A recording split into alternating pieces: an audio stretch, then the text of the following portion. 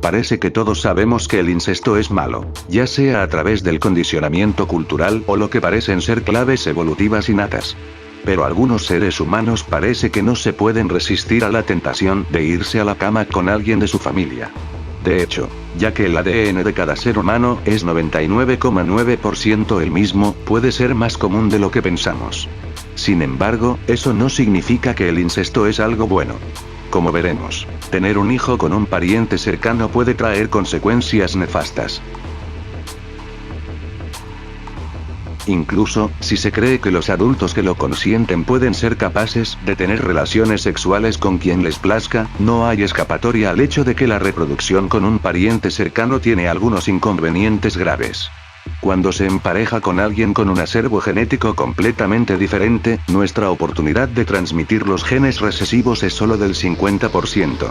Muchas veces estos genes permanecen latentes, pero cuando la gente que comparte un gran número de genes se reproducen, la transmisión de enfermedades conocidas como trastornos autosómicos recesivos, condiciones que se heredan a través de los genes recesivos, incluyendo la fibrosis quística, anemia de células falciformes y el albinismo, aumenta de manera significativa. Otros efectos secundarios de la endogamia incluyen el aumento en el riesgo de la infertilidad, defectos de nacimiento como paladar hendido, enfermedades del corazón, asimetría facial, bajo peso al nacer, tasas de crecimiento lento y la mortalidad neonatal. Un estudio encontró que el 40% de los niños cuyos padres eran parientes en primer grado nacieron con trastornos recesivos, malformaciones físicas congénitas o deficiencias intelectuales severas. Según el estudio, cuando familiares de primer grado se emparejan, el riesgo de que su hijo padezca de algún mal grave es de casi el 50%. Afortunadamente, la madre naturaleza ha desarrollado sus propias estrategias para disuadirnos de aparearnos con parientes cercanos. Según los psicólogos evolutivos, solo la observación de una madre al cuidado de otro bebé es una señal de que ese otro niño es un hermano, y desalienta la atracción sexual. Si le sucede al menor, el ser criado con otros niños por la misma pareja de padres tiene el mismo efecto. Esto puede explicar por qué las relaciones con miembros de familia adoptados aún se consideran un tabú a pesar de que no se comparten los mismos genes. Las mujeres se preocupan más fuertemente en la salud genética de su descendencia, y los expertos creen que es por eso que tienden a ser más reacias al incesto. Es común que los criadores de perros conservan rasgos determinados dentro de sus camadas a través de la endogamia. Pero la endogamia frecuente durante muchas generaciones causa problemas serios. La mayoría de los animales sufren los mismos efectos adversos de la endogamia, como los seres humanos, presentando los mismos trastornos genéticos. Al igual que los humanos, muchos animales han evolucionado para formar sus propios mecanismos de lucha contra el incesto, ya sea mediante la migración afuera de los hogares o el uso de diversas señales para identificar a sus parientes. Los lémures hembras, por ejemplo, pueden saber si los genes del macho son similares a los suyos por el olor de las feromonas que emiten desde sus genitales. Los ratones también utilizan el olfato para identificar posibles compañeros. La mayoría de los seres vivos se benefician de la diversidad genética en la reproducción, incluyendo las plantas, que han desarrollado sus propios mecanismos para evitar la autopolinización. Muchas plantas son hermafroditas, lo que significa que tienen ambos órganos reproductores, lo que hace fácil su autopolinización. Para evitar esto, algunas plantas como las petunias y las plantas de tabaco, han evolucionado para desarrollar lo que los científicos han bautizado como autoincompatibilidad estratégica. Como parte de esta estrategia, algunas plantas pueden identificar su propio polen, una vez que ha entrado en el pistilo, y destruirlo antes de que ocurra la fertilización utilizando una toxina. Algunas personas creen que el incesto no es tan malo, sobre todo cuando es entre dos adultos, que lo consienten y que no están pensando en tener hijos. Ellos alegan que cuando se toman medidas para el control de la natalidad, se considera la esterilización o es una pareja homosexual, nadie se verá perjudicado por la relación incestuosa. Por supuesto, la ley tiene algo que decir al respecto. En el 2010, David Epstein, un profesor de la Universidad de Columbia, fue procesado por incesto en tercer grado después de ser acusado de mantener relaciones sexuales consentidas con su hija de 24 años. La teoría es que la dinámica de poder entre un padre y su hijo hace que el consentimiento sea imposible de negociar. Incluso cuando se produce entre hermanos, el mayor lleva generalmente un mayor grado de responsabilidad.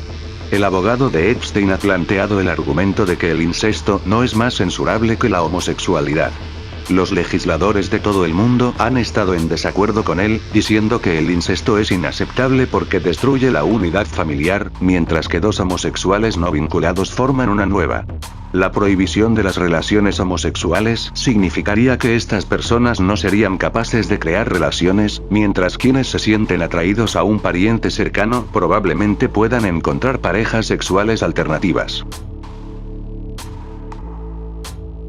Tutankamón es sin duda el más famoso de todos los antiguos egipcios.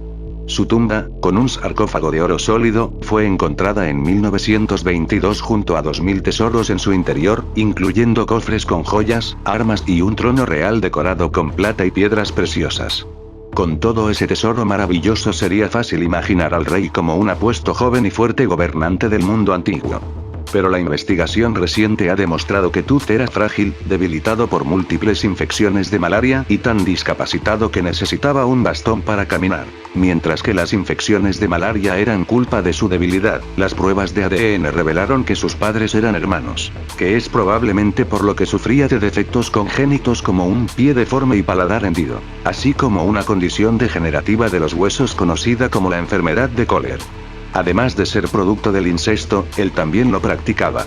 Él no dejó herederos vivos, probablemente debido a que él y su esposa eran hermanos, y no pudieron tener hijos sin trastornos congénitos fatales. La familia de Tutankamón no era la única de la realeza que sumergía su pluma en la tinta de la familia. A lo largo de los siglos, el incesto entre familias reales era común, e incluso se alentaba, a fin de conservar la pureza de la línea de sangre. Durante 2 siglos, la dinastía de los Habsburgo de España se negaron a compartir el poder con los de afuera, por lo que acudieron a la endogamia. Esta práctica condujo a su desaparición en 1700, cuando el rey Carlos II murió sin un heredero. Los Habsburgo estaban tan concentrados en mantener su sangre real pura que, antes de la muerte de Carlos, 9 de los 11 matrimonios registrados durante 200 años de reinado de la dinastía fueron entre parientes biológicos.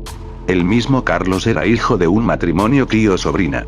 Una biografía describe al pobre Carlos con una enorme cabeza deforme y una enorme lengua. También tenía una mandíbula tan pronunciada hacia afuera, tanto que sus dientes superiores no encajaban con los inferiores, lo que provocaba babeo frecuente, incapacidad de masticar y extrema dificultad para hablar. En el 2013, se descubrió en Australia quizás uno de los peores casos de abuso infantil e incesto generacional conocidos en la historia. La familia, que los tribunales designaron con el apellido de Cole, fue descubierta en las zonas rurales de Nueva Gales del Sur, a raíz de una denuncia anónima de que los niños no iban a la escuela.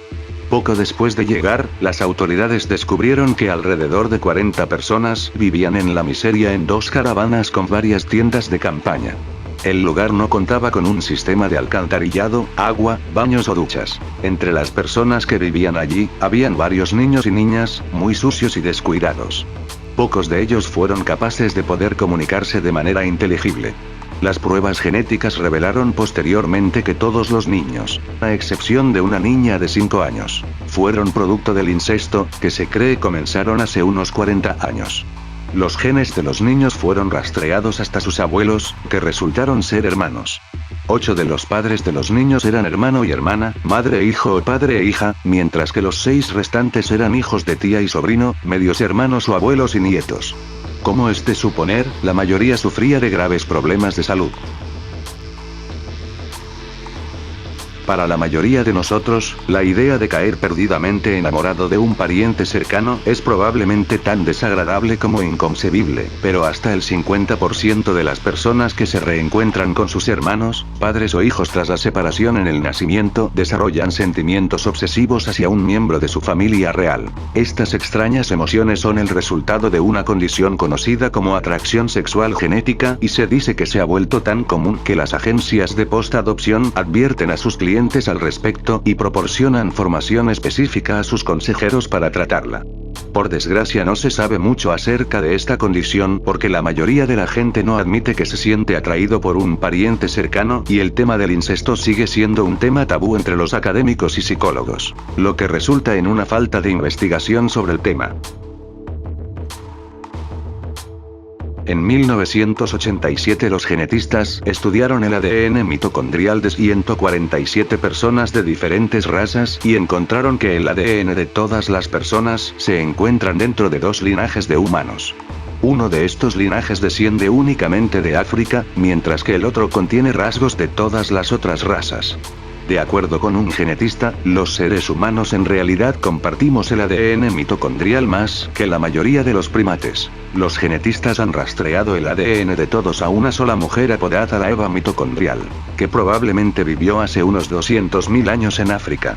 Si es que usted tiene los ojos azules, es probable que comparta un ancestro común con las demás personas que tienen ojos azules, el que habría vivido entre 6.000 y 10.000 años atrás. El origen de los europeos vivos del día de hoy se podría remontar a un conjunto de antepasados que vivieron hace solo 1000 años. Conclusión a la que llegaron los investigadores, después de analizar el ADN de más de 2000 personas en toda Europa.